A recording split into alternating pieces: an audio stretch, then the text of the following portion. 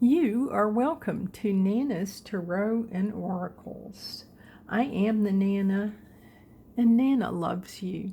You have a home here for comfort and contemplation, hope and inspiration, rest, renewal, and relaxation. Your readings will empower you to use your intuition to help you towards a better life. All readings are dedicated to truth and light, but cannot take the place of professional services of any kind. Readings are general for the collective, and if they do not sound right for you today, they may not be for you today. Try again another day. If you like what you're hearing, please select the like button below and subscribe. It's free with all notifications. Share with your friends or family. If you have a question or a comment, I will try to answer it. You are important to Nana, and Nana is always grateful for an opportunity to speak with you again. Today is March the 18th, and today we have the new moon in Pisces. This is just another one of a sequence of very important astrological changes that we have been experiencing. And with this new moon, we officially close the eclipse season for now. We will have another season of eclipses in 6 months, but this closes this one for now. Just to remind you of Molly McCord's excellent YouTube channel and the graphics that she makes. I showed you this on the last reading. And here you can see her entry for the Pisces new moon, a hopeful ascension ladder, seeding new beginnings through forgiveness, detachment, and spiritual awareness. And liberation breakthrough. Sun sextile Uranus triggers a sudden desire to clear physical and emotional clutter.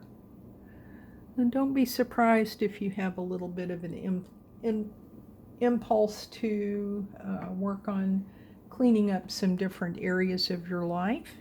And of course, new moons are times to plant seeds and to make intentions for our new beginnings.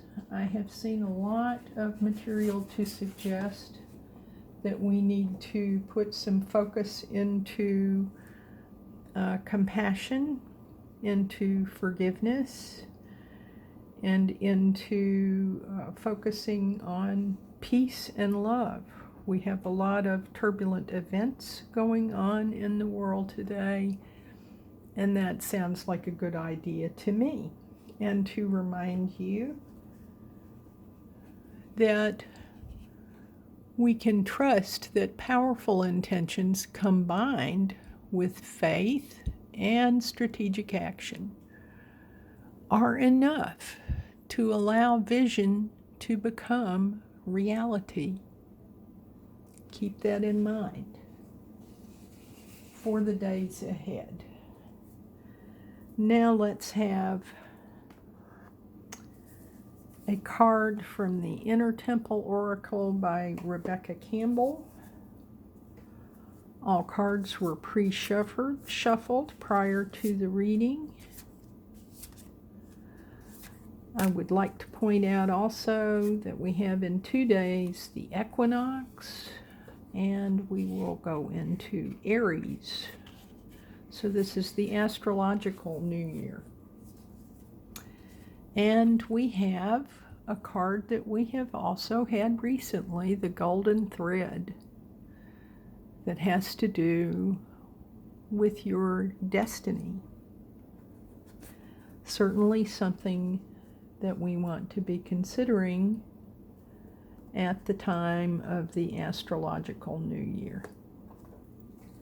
Let's remind ourselves of what the golden thread is about.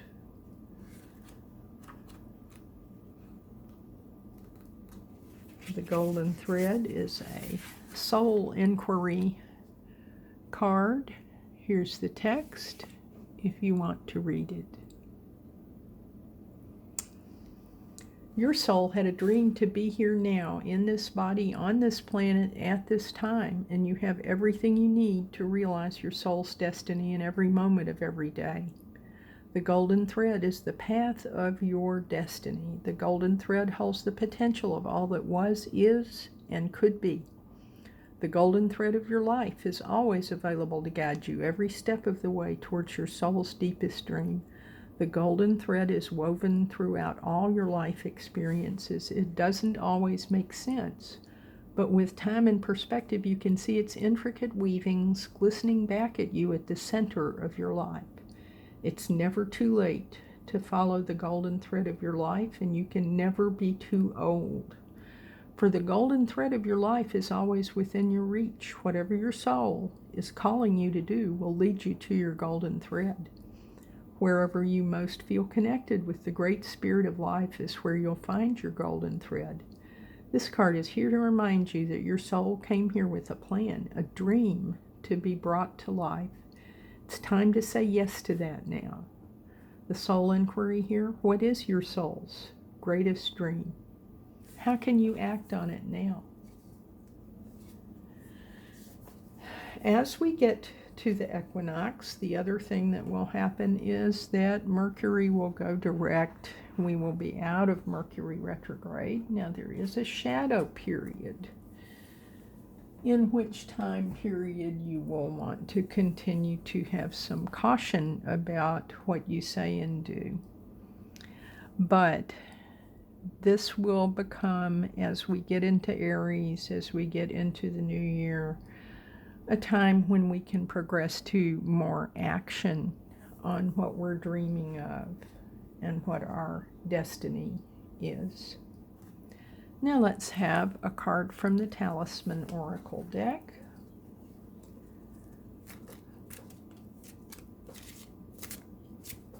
And our Talisman Oracle for today is another one that we've had recently, Willpower, with the bull, which reminds me of Taurus. So let's remember what willpower is about.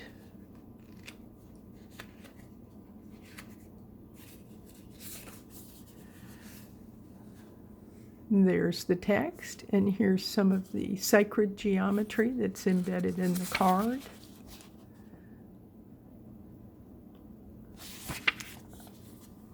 In a reading, it's time to channel your willpower through fierce dedication. You have set your objectives, and by applying discipline, commitment, and courage, you will achieve your goals. At times, your target may seem too far away, or people might try to convince you to adjust your expectations, but you alone know the power that you hold within. Stay confident in your abilities and focus on the next step in front of you. The dominant presence of the bull is helping you through the tests of your strength and resilience. The victory is within reach. The Talisman Power, use this card to strengthen your willpower. Sometimes stress and unpleasant circumstances can drain our energy, and in those moments we need a little help to see our inner power. Withdraw to a quiet and personal space and focus on the bull on this card. The crown hangs heavy and yet majestic. Whisper your goal out loud and stay strong. Your affirmation is, I persevere. And we shall. Now let's have a significator card from the Rider-Waite-Smith deck. Let's see if we have more repeating cards today. Our significator card is the Ace of Cups upside down. The Ace of Cups signifies a new beginning of joy, of love, of feelings, of abundance. My cup runneth over. In the reversed position, I would suggest that I believe that we have not quite arrived there. Again, we're getting very close. We are right at the door of the equinox of the new astrological year and of Mercury retrograde being over with. Have a little faith that this will turn around soon. We'll put that under our imagine. And on the reverse of the deck, we have the Ten of Swords. The Ten of Swords, very grim in appearance card. However, coming up in the reverse position is hopeful because it indicates that a time of endings may soon be over. We can see in the card that dawn is breaking on the horizon. Swords, of course, are the cards of the intellect and of communication and of truth. They are the air signs. That's Gemini, Libra, and Aquarius.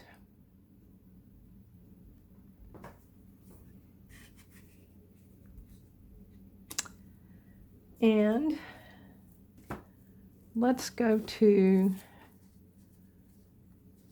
the Unfolding Path Tarot for some additional clarification. Our first clarifier here is the Three of Pentacles. And again, this is a card that we have seen recently. This is a card of community, a card of working together for a sweet outcome. Pentacles are the earth signs, Taurus, Virgo, and Capricorn, representing material possessions, money, and also health. This looks like a very good time to be working together for all of those things.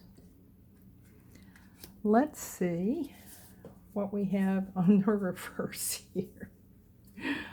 And on the reverse in this deck, we get the Nine of Swords. Again, swords having to do with intellect and communication, truth and clarity. Those are all things that may seem at this time to be difficult to access. But the next clarifier that we have on the bottom of the deck is the Emperor. The Emperor is a major arcana card. Number 4. 4 being the number of stability. The Emperor also being a Taurus card, which reminds me of the Bull and the willpower. And I would say that the Emperor is here to restore some order. The Emperor represents authority and structure and organization. And I looked, and so I will share it with you. The next clarifier card we will get is the Queen of Swords. And I would say that the Queen is here to cut all the crap in these more minor swords, to bring the ultimate internal expression of the swords, which is clarity, truth, communication, and intellect. I think she makes a good match for the Emperor.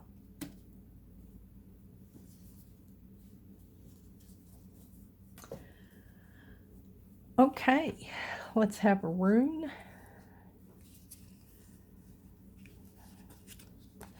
See what our runes have to say today. Our rune for today is Soello, victory. And Soello did come out in the reversed position, but because it does not change its appearance, it has no negative interpretation. It indicates enlightenment and regeneration. That all sounds very positive to me. I think we just have to wait for this Ace of Cups to turn around. We have to wait for some structure, some authority, some clarity, and some truth. And we have to trust that they are coming. And in the meantime, we need to fortify our willpower. This all seems auspicious to me.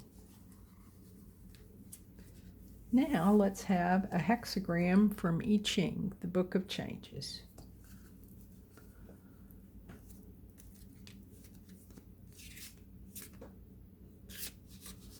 Our hexagram for today is number 4, just like number 4, the Emperor.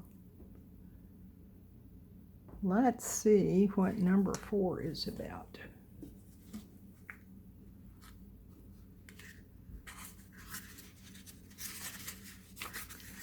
In the booklet that comes along with these cards, number 4 is about inexperience. You find yourself in a position where personal experience is of no further help. Remember, life is a process of constant growth and change. Without a disposition for learning and adaptability comes danger of stagnation. Admit to your own helplessness and seek an advisor who can give further assistance. I would say these two could give you some good advice. Accept the advice even when you're unable to see the reasoning, and don't fight it, otherwise your advisor could abandon you. You may possibly suffer an identity crisis. I would say that that could go along with that card. Let's see what the wonderful Benabel Wynn has to say about number 4.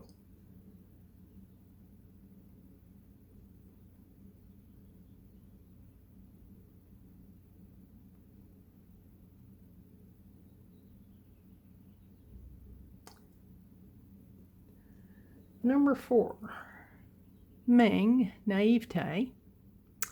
Let's see what the Oracle says. You are focused on the wrong inquiry. The Oracle shall give no further insight unless the inexperienced fool can return with proper sincerity. Oh my goodness.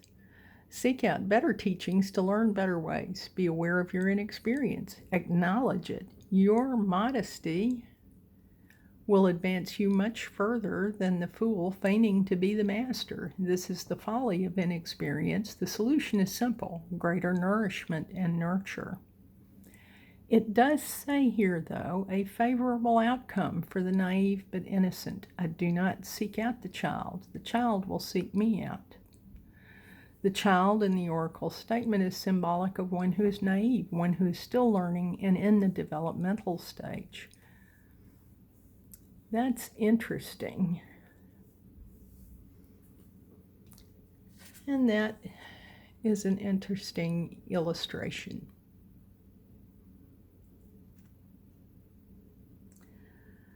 Now, to me, this again suggests that this Nine of Swords, which is generally speaking interpreted to be worry and anxiety, that probably need not be occurring.